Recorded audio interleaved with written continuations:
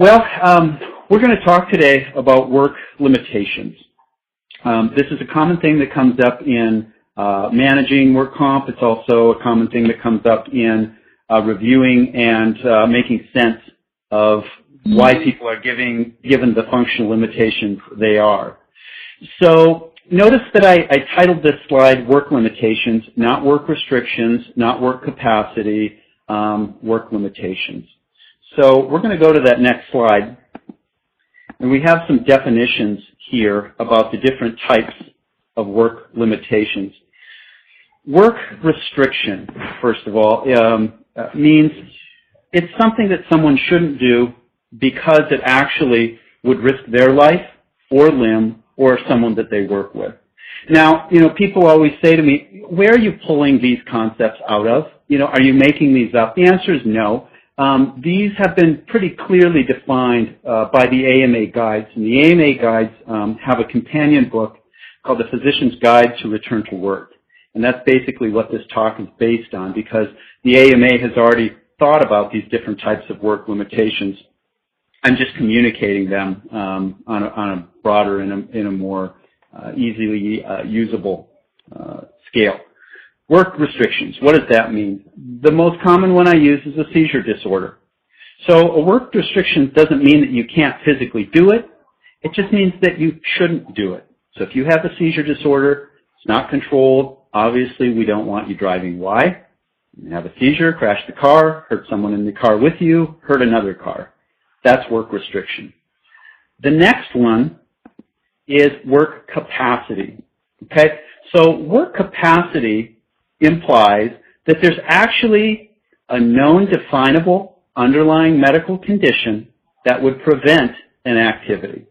Okay? Doesn't mean that it hurts or it doesn't hurt. It simply means that you can't do it. And the example that I use here is a shoulder capsulitis. And what happens there is that for whatever reason, the joint shoulder gets thickened. You can see it on MRI, and you can reliably measure it with a goniometer. And for instance, in this example, I might say that the shoulder capsulitis prevents the employee from reaching above shoulder level. So if it's a work capacity comment, they can't do it for a medical reason. Physically, this person could not reach above their shoulder, even if they wanted to and they didn't have any pain. That's work capacity. The last one is work limitations. And we also call that work tolerance. And this one simply means it hurts too much. If I do it, I can't tolerate the pain. There may or may not be underlying medical condition that would explain it or support it. And it's not life-threatening. But it's simply the tolerance of not being able to perform something. And this really is where about 90+% of all work limitations are described, because it simply hurts the individual too much. So we have those three groups. Work restriction, you can't do it because you might hurt yourself or someone else in a significant way. Work capacity, your medical condition, which is clearly objectively documented, will not allow it to physically happen. And the third one is the work limitations or tolerance, and this is the one where it's symptom-driven by the patient. Next one.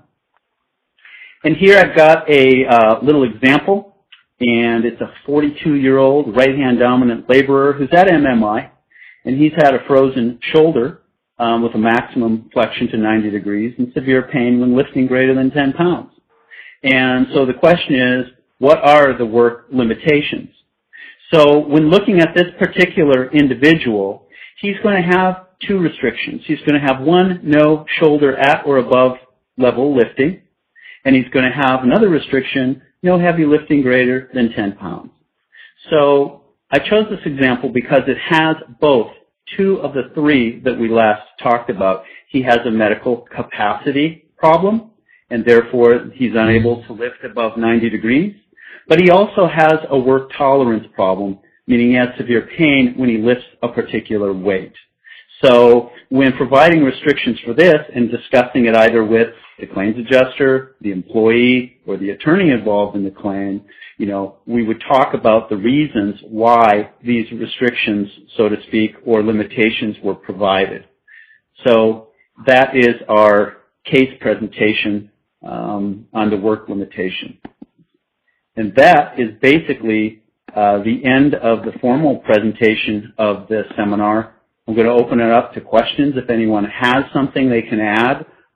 You can also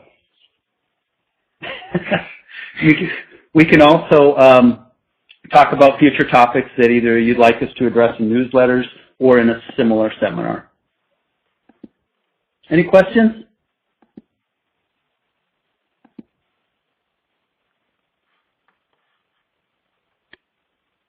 Okay. Well, with that being said, I sure appreciate your time. Thanks for joining us. And anyone that just came in have any questions at all? Otherwise, we'll call it a seminar. No questions for me. Thanks. All right. Have a great day. Thanks for joining. All right. You too. Mm-hmm. Thanks. Yep. Bye-bye.